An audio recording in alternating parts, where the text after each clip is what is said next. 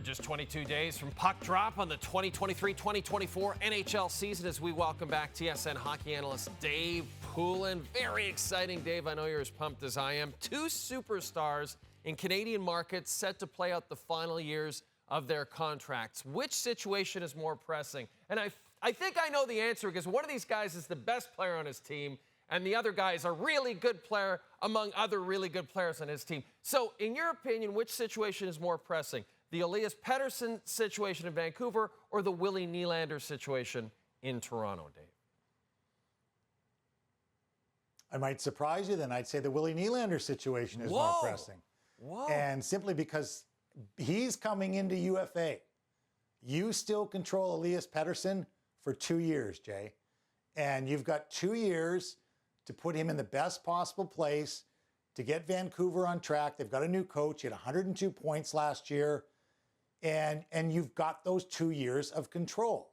You've got 1 year of contractual control, but a second year of overall contract control. So I think it's Willie. I really do. And, you know, he's in the final year. It hasn't worked to the level that it should have worked yet with that group. And so I think it's more pressing. The decision's got to be made. The great thing that Brad Treliving has done since he's been here has really calmed things down. And, you know, we all got past the July 1st deadlines of no trade contracts and no movement clauses for players kicking in. And he's calmed it down. But I think he'll have a decision to make through the first half of this season on whether, in his eyes, from the chair he now sits in, that this can work. So it's simply going to come up earlier. And that's why it's more pressing, Jay. I love that answer from you, Dave. Here's another one I'm very curious to get your thoughts on. More surprising to you, the fact that Elias Lindholm and Noah Hanifin are still with the Calgary Flames, or the fact that Mark Scheifele and Connor Hellebuyck are still with the Winnipeg Jets?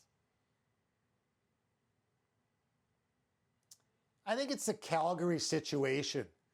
And I say that with a rookie GM in Craig Conroy in place, who was there and watched changes happen that soon became out of the team's control. And that was Johnny Gaudreau walking as an unrestricted free agent and the need to trade Matthew Tkachuk.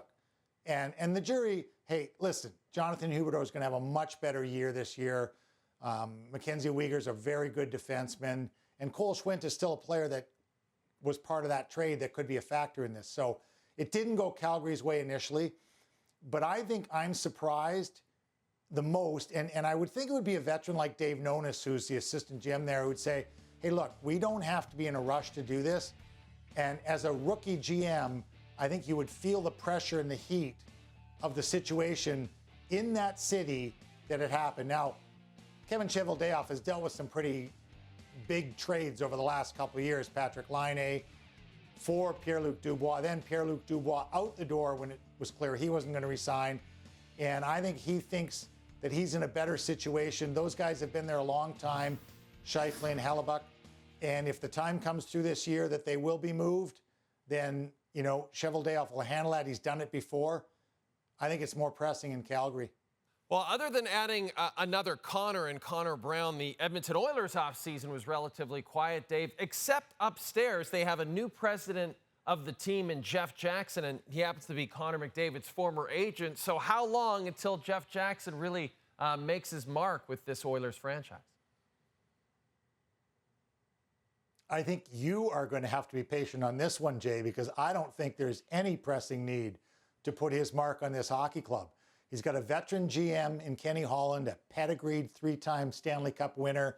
He's got two of the top 5 players in the game in Leon Draisaitl and Connor McDavid.